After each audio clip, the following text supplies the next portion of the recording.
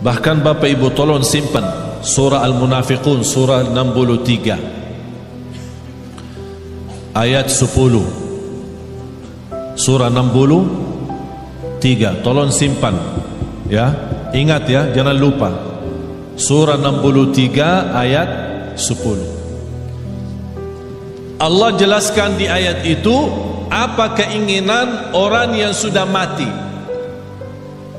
Apa keinginan orang yang sudah mati, sudah masuk kubur, sudah lihat mungkar nakir, sudah dibertanyakan Rabbuka, Madinuka, Man Nabiyuka, dan sudah melihat gelapnya kubur, sudah melihat sempitnya kubur, tidak ada siapa-siapa yang membantu, hanya satu dia mohon kepada Allah. وَأَنْفِقُوا مِمَّا رَزَقْنَاكُمْ مِنْ قَبْلِ أَنْ يَأْتِيَ أَحَدَكُمُ الْمَوْتُ فيقول رب لولا أخرتني إلى أجل قريب فأصدق وأكن من الصالحين. Ketika manusia menghadapi kematian dan bisa menyebutkan keinginannya dan cita-citanya, ya Allah, tundalah kematianku, ya Allah, kembalikanlah aku dari kubur supaya aku bisa bersedekah kembali. Bukan bisa salat malam, bukan bisa baca Quran, bukan bisa puasa Isnin Kamis, bukan bisa berbakti baik sama orang tua, bukan supaya saya bisa haji umrah, bukan saya bisa nikmati Ramadan. Semua itu baik, tapi satu yang dia sebutkan, supaya saya bisa bersedekah kembali. Kenapa? Ulama menjelaskan, kenapa orang yang menghadapi kematian dan masuk kubur ingin kembali ke dunia untuk hanya bisa bersedekah lagi? Karena dia sudah lihat begitu dahsyat pahala sedekah yang telah dia berikan. Oleh karena itu dia mengharap, ya Allah, kalau memang begini, tolong kembali lagi ke dunia, tundalah kematianku supaya harta yang saya masih simpan bisa saya habiskan di jalanmu. Allahu Akbar. Sedekah itu luar biasa. Bahkan saking indahnya sedekah itu, Allah berikan satu pintu khusus namanya babus sedekah di surga. Jadi ada orang punya kelebihan apa? Ini ada babus sedekah masuk. Seperti Sayyidina Uthman. Sayyidina Uthman ibn Affan yang terkaya. Tahu enggak Bapak Ibu, ada satu cerita barangkali Bapak Ibu pertama kali mendengar. Sampai sekarang jarak kita antara kita sama Sayyidina Uthman 1400 tahun. Sampai sekarang ada satu rekening di bank di kota Madinah atas nama Uthman ibn Affan radhiyallahu anhu. Sampai sekarang. Itu apa?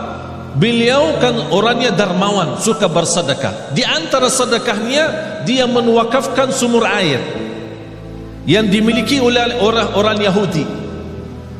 Orang Yahudi ketika di zaman Rasul, orang Muslim mau minum, dia jual mahal. Jadi orang yang mampu bisa beli, orang yang tidak mampu tidak bisa.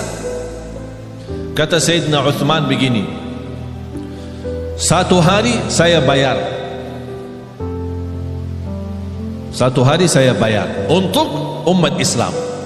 Jangan tolak orang, biar apapun, seberapapun dia ambil, biarkan saja.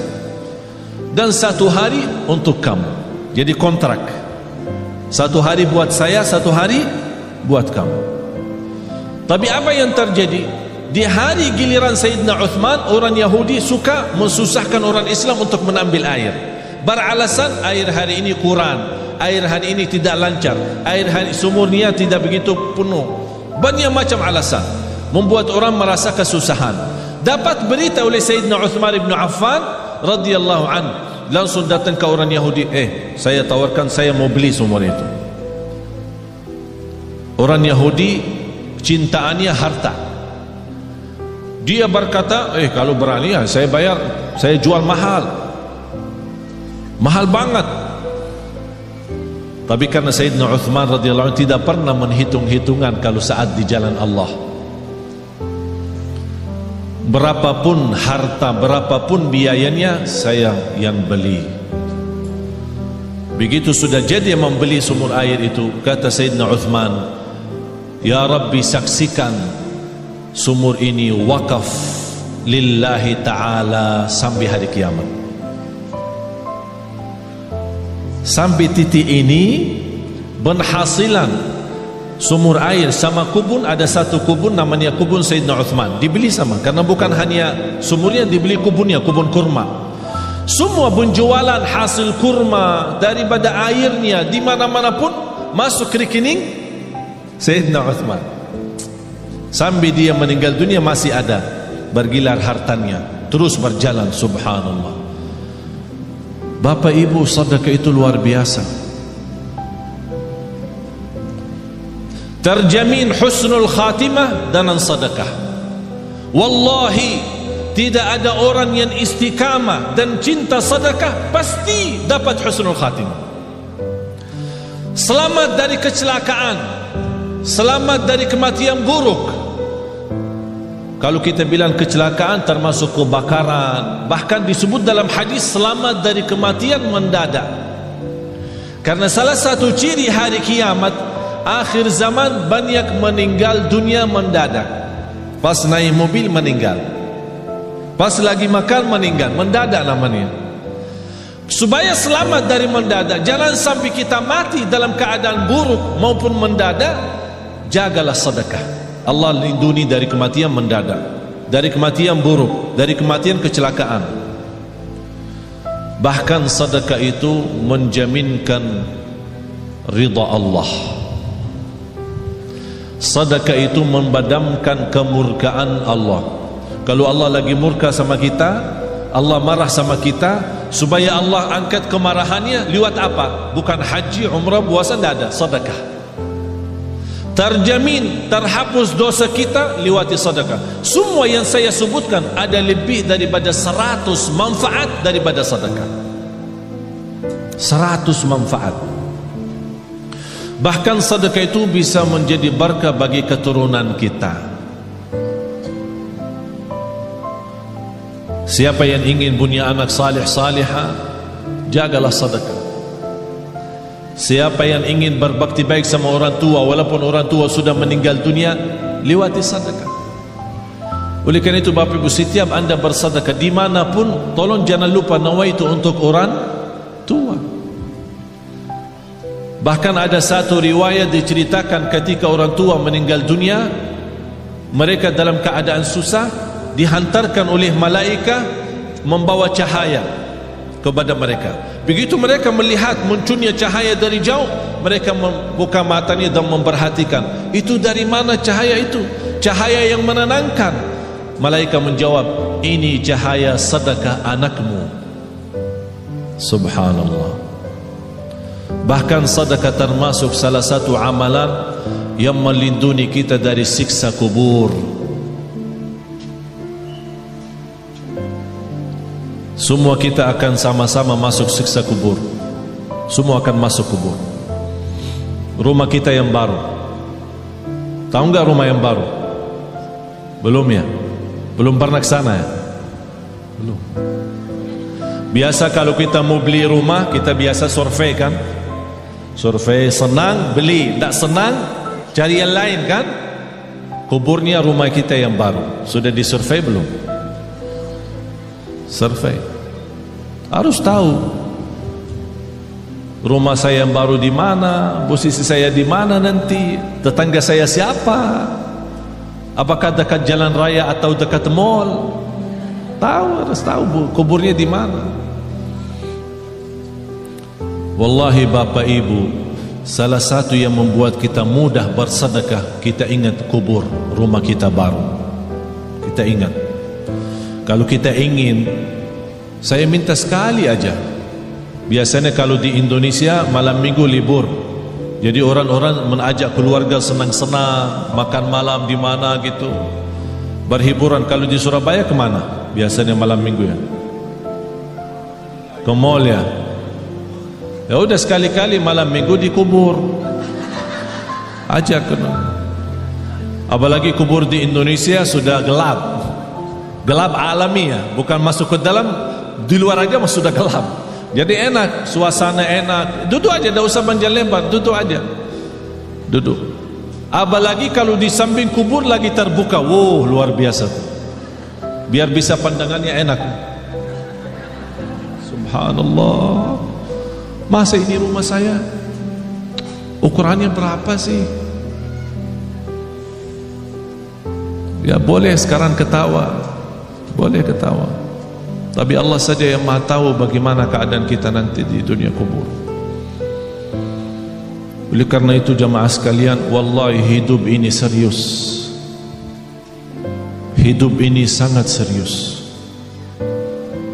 Sudah habis waktunya bercanda, habis waktunya berketawa, habis waktunya untuk dunia saja.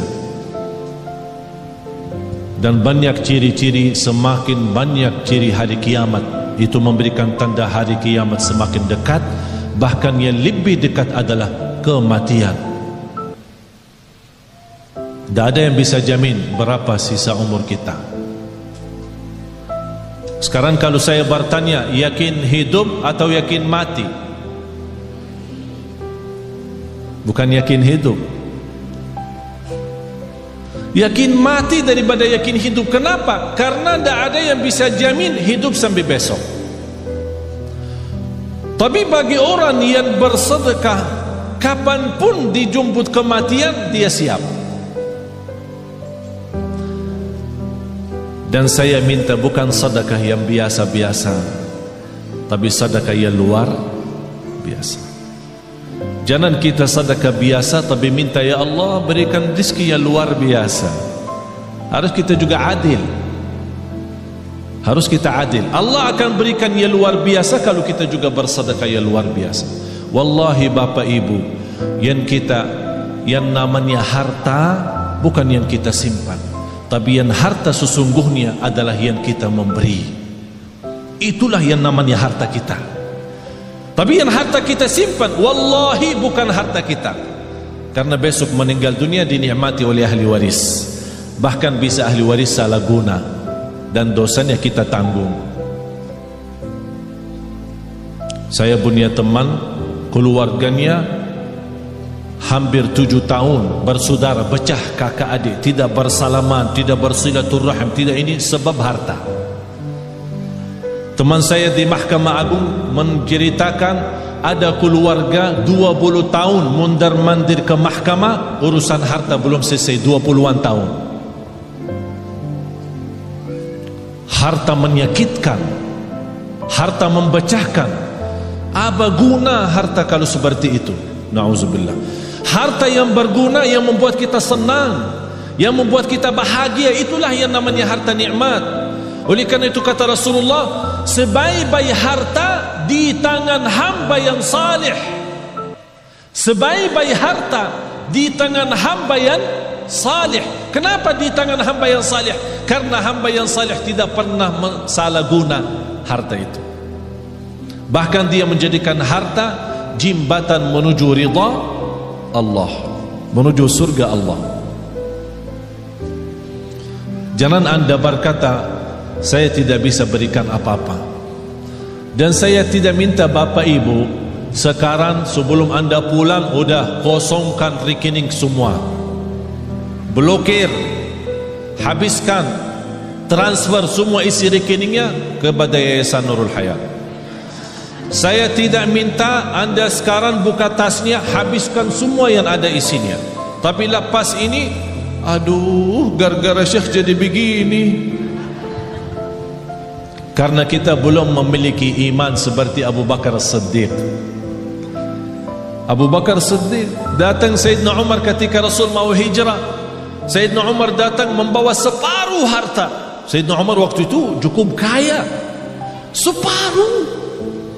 Jadi kalau punya 2 rumah, ikhlas 1 rumah. Kalau punya 2 mobil, ikhlas 1. Kalau punya 2 istri, ikhlas 1. Subhanallah, luar biasa. Separuh harta dia ikhlaskan. Sampai Sayyidina Umar merasa dirinya sudah begitu luar biasa berbuatan kebaikan. Barangkali tidak ada yang terbayang, siapa yang mau kurbani separuh harta? Kalau kita tabungan akhirat, tabungan rekening kita 100 juta, berani gak 50 juta? Ya berpikir dulu katanya, berpikir dulu. Kalau mau masuk surga, Bu, kalau mau masuk surga mau bertanya suami dulu ya. Mau bertanya suami dulu ya. Banyak yang salah mengerti soal nafkah. Ada kewajiban nafkah dari bapa kepada istri. Ada namanya nafkah uang belanja, uang belanja rumah. Jadi apapun yang di kebutuhan rumah diserahkan bapa kepada ibu, belanja sayur, belanja makanan, pokoknya semua kebutuhan rumah. Ini namanya nafkah umum, nafkah bersama. Tidak boleh disalahguna tanpa izin suami.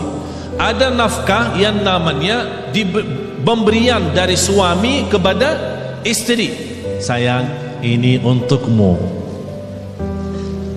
Buat apa? Ya terserah.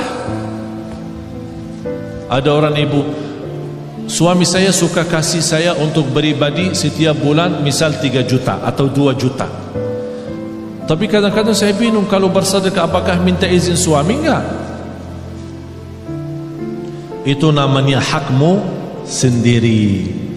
Apapun digunakan tidak perlu minta izin suami. Tapi jangan uang beribadi yang diberikan oleh suami disimpan, uang belanja buat rumah disedekahin. Ditanya sama ini, kok habis makanan di rumah? Kemarin Syekh Ali ajak kita bersedekah, jadi saya salah keluarin uang belanja yang saya pakai.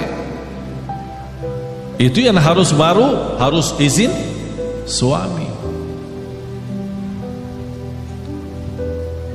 Bapak ibu jamaah sekalian, sedekah itu ketika Rasulullah SAW didatangi oleh Umar bin Khattab waktu hijrah. Ya Rasulullah, ini separuh harta saya untuk perjalananmu hijrah ke Madinah.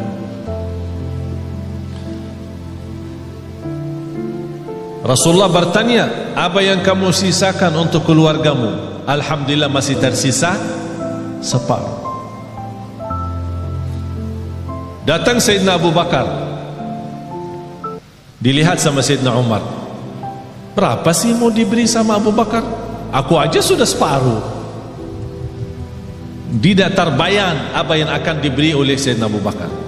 Ya Rasulullah, ini hartaku. Apaan ini? Ini hartaku semuanya. Apa yang kamu tinggalkan untuk keluargamu? Allah. Saya tinggalkan Allah. Sayyidina Umar berkata, saya tidak akan berani lagi lawan Sayyidina Abu Bakar. Tidak bisa lagi. Imana Sayyidina Abu Bakar istimewa sendiri. Tapi bapak ibu jangan coba-coba ya. Datang ke Yayasan Nurul Hayat, ini harta saya semua, terus buat keluarga saya tinggalin Allah. Gila loh. Dianggap gila. Tak wajar. Tapi yang saya minta bapak ibu, boleh anda bersedekah, tapi tolong sekali-kali kita tunjukkan sedekah yang terbaik. Segala sesuatu kalau berlebihan ujung-ujungnya tidak baik selain sedekah.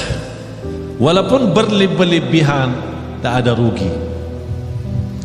Wallahi terjamin barakah, rizkinya terjamin lancar, bahkan membuat hati kita tenang karena kita hidup apa adanya.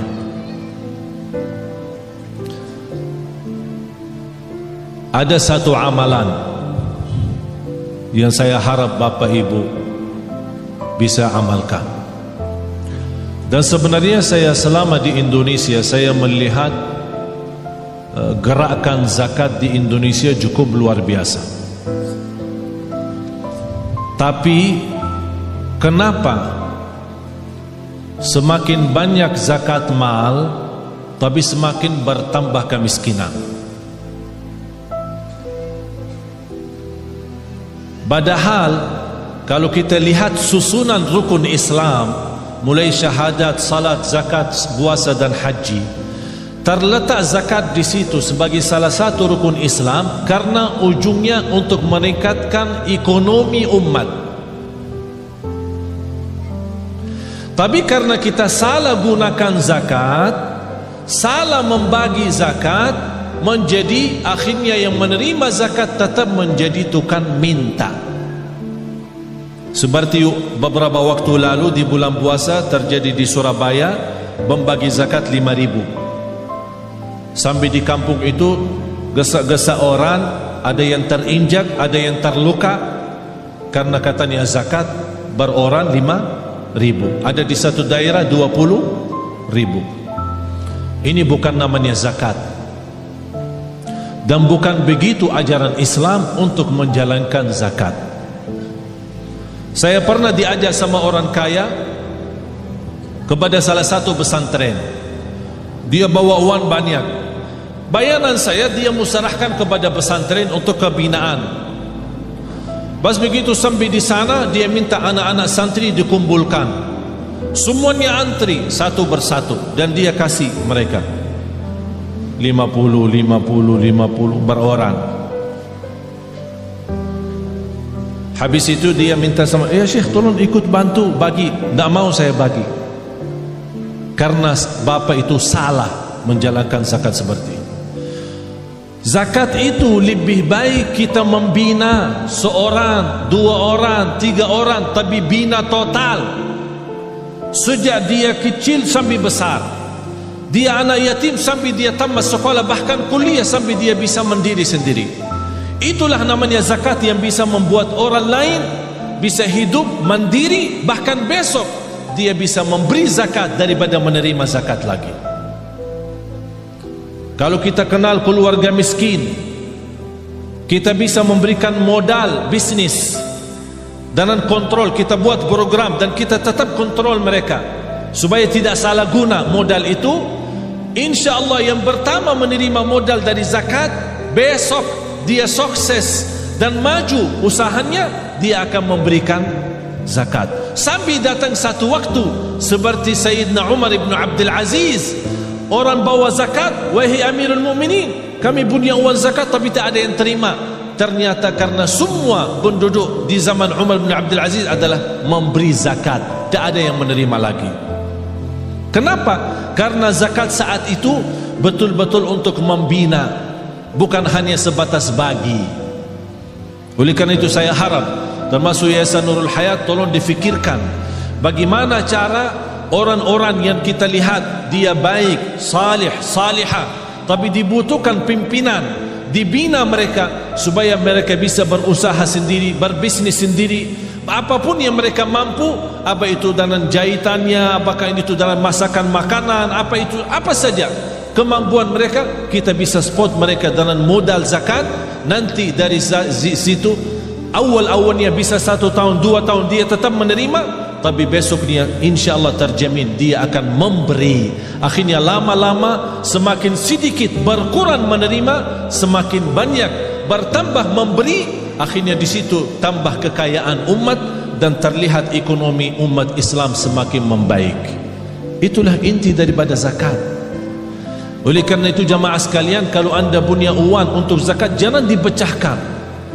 Misal zakat mal 5 juta, jangan kasih anak yatim 50. Bina 1 anak yatim, bina 2 anak yatim, dan dibantu insyaAllah sama Yayasan Nurul Hayat. Kira-kira dibutuhkan pembiayaan bertahun, sekolahannya, kesehatannya, pakaiannya, semua segala, belajarannya, pendidikannya. Apa yang dibutuhkan seorang anak di usia gini sampai 1 tahun, dihitungkan kira-kira biayanya berapa. Alhamdulillah terhitung kira-kira dalam 1 tahun 3 juta. Berarti uang zakat kita 6 juta bisa membina 2 orang.